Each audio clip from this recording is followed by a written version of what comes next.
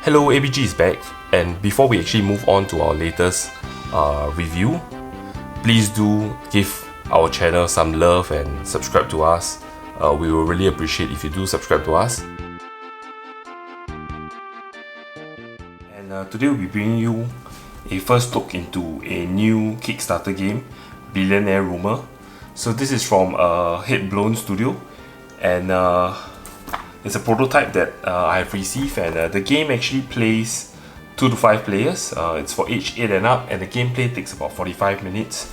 So let's quickly unravel what's inside this game. So the description of the game: you are dead. You've woken up in the afterlife, but all is not lost. The dead can pay to be reborn. The price, just a few thousand souls. Of course, a faster route to rebirth is via the Soul Casino. Stake your own eternal soul in return for control of creepy living dolls who can do the dirty work for you.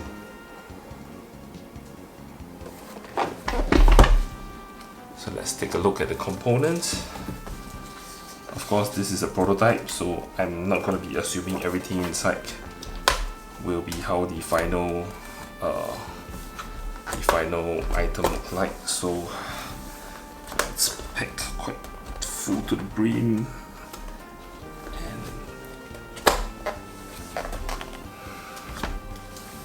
Okay. So the rulebook, still in its formative stage, obviously, but no issues. Board.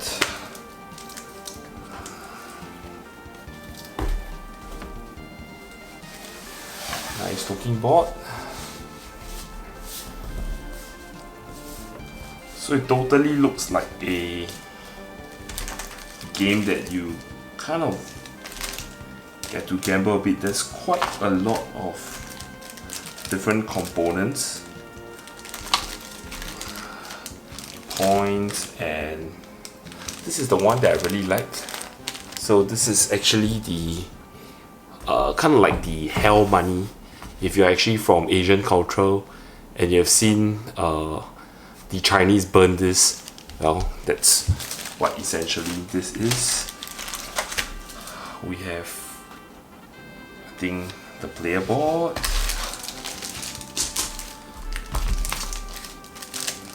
some cards, some counter, some dice, and a lot of meeples.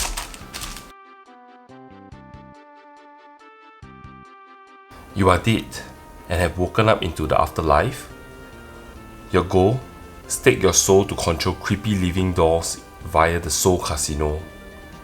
You can bet to either associate yourself more with the dolls, or you could distance yourself from them as they move around the map to either collect good stuff, such as your gold ingots or handphone, or bad stuff such as empty cans or poop. This would directly affect the amount of soul you gain or even lose. Through the betting, you're also trying to win what is listed on the board. So this is the betting board itself, and that's the map that the dolls are moving around. So if you actually enjoy a game with an afterlife theme with some element of gambling, this is the game for you. ABG is back with another ABG reviews, and today we are actually taking a first look at Billionaire Rumours, which is coming on Kickstarter on the 17th of June. So as with all ABG review videos, we'll be actually taking a 6-pronged approach to reviewing games. And for Billionaire Rumours, with regards to aesthetics, even though we are actually having the prototype version of the game, aesthetics is actually good and attractive when the board is actually laid out for play. You can see that the items actually pop out, and the currency that they use, which is the kind of like the hell money, I think it's very thematic, good. With regards to skill, as the main element of this game is on betting, and you have to actually do some prediction on the items that you are that each doll collects. Prediction, and then actually trying to understand how the dolls actually move around the map, and that they get to collect items. Actually, that plays a very big part. So skills in terms of prediction is definitely an important factor. Ease to pick up. The game is attractive enough for people to want to sit down and try to understand the game. So in terms of ease to pick up, it's definitely not a difficult game to pick up. Luck.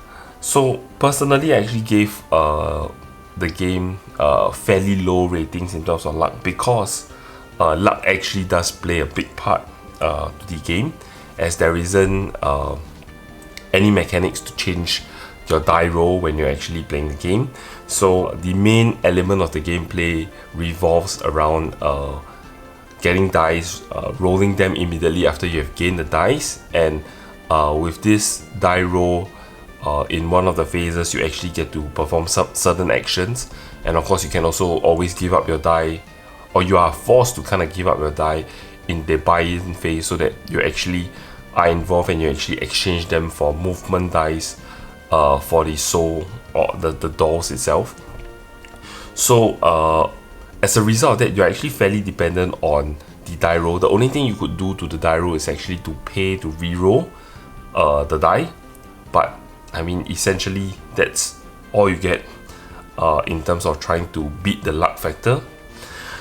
For replayability, other than the betting cards that you see on the gameplay and the location of the dolls and items, there isn't much things that actually varies from game to game.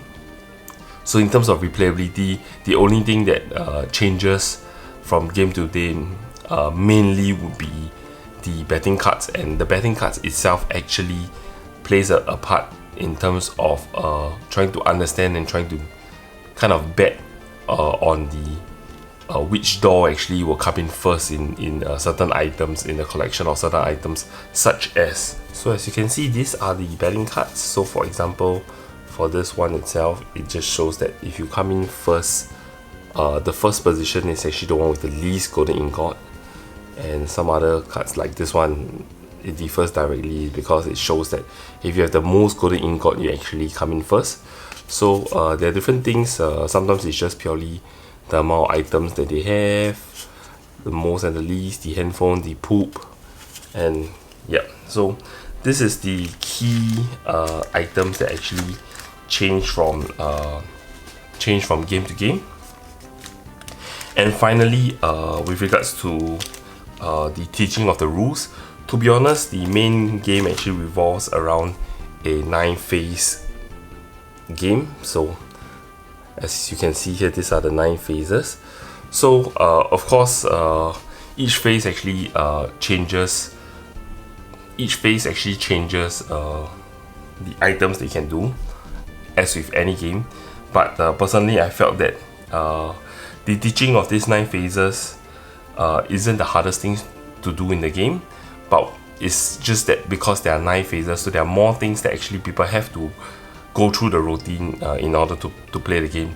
So the gameplay goes like this. At the start of the game, you actually have your setup, and you get a fixed set of dice and the gold, or rather, sorry, the hell money, and of course the amount of souls that you can actually start off with.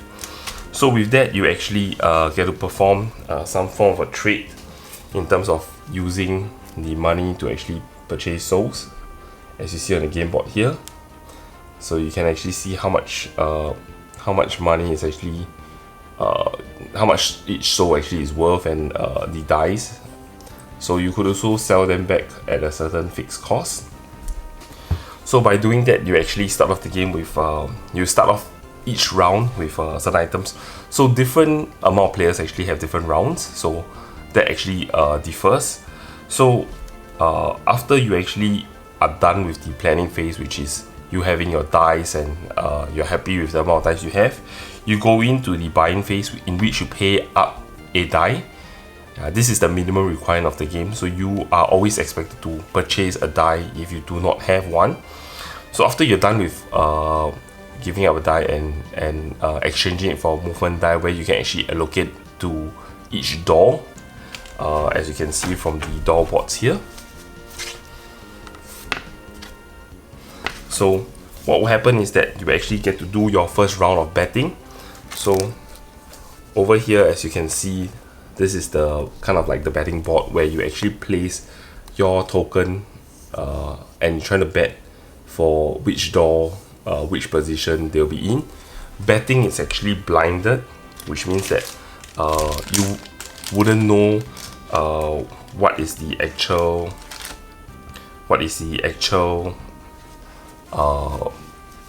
what each player actually bet, because as you can see, this for these tokens, they each represent a door. So of course, when you're actually performing the bet, it's the reverse side that you put them on, so nobody knows who you actually place your bet on, and that actually has a longer effect or longer lasting effect on the game.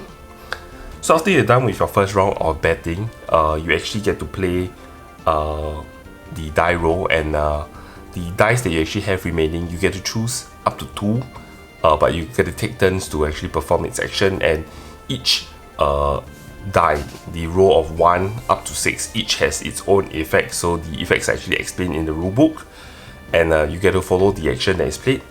So in terms of the die roll, this is what on phase 4, when you actually make the action, what each die roll actually mean. So you can see they're all here, and there is of course a difference of the things that you can do. After you're done with that, the 5th action is actually a final round of betting. So you get to do a final bet. The difference between the first round of betting and the last round of betting is that for the first round of betting, you actually get a discount of one item, as from what you actually see on the board.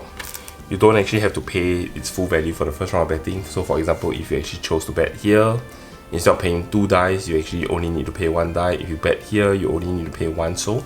So that's the key difference between the first round of betting and the last round of betting. So for the last round of betting, you actually have to pay the full cost of the bet, and then it's on the movement roll. So you get to roll the dice that is actually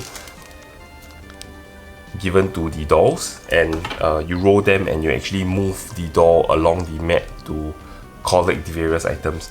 So once the movement phase is over, that's phase 6, so you reach phase 7, the reward phase. So depending on when you actually have chosen your bet, if you actually align yourself more with the doors, where you actually bet a certain door and you actually are on the pluses and you are the leading player on that door, you actually kind of control the door. So depending on what the doors have collected for their round, that also would affect whether you get positive or negative souls, depending on the items that they collect.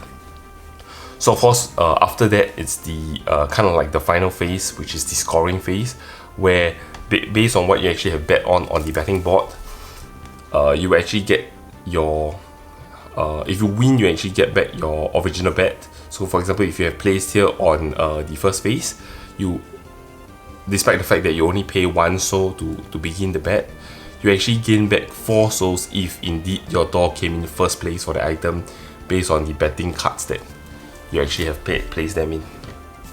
So after you're done with that, you actually go back to the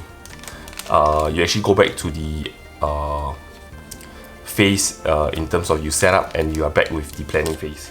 So all in all, for this game, ABG actually have given it a A+ ranking out of our normal 6-prong approach. So we have given it 3.5 star out of 6. If you like the game, do check it out on Kickstarter. I'll put the links below. It's been another episode of ABG Reviews. So if you like what you're watching, please do like the video, share with your friends, subscribe to us, click on the button below to subscribe to us, and we'll see you in the next one. Thank you for watching.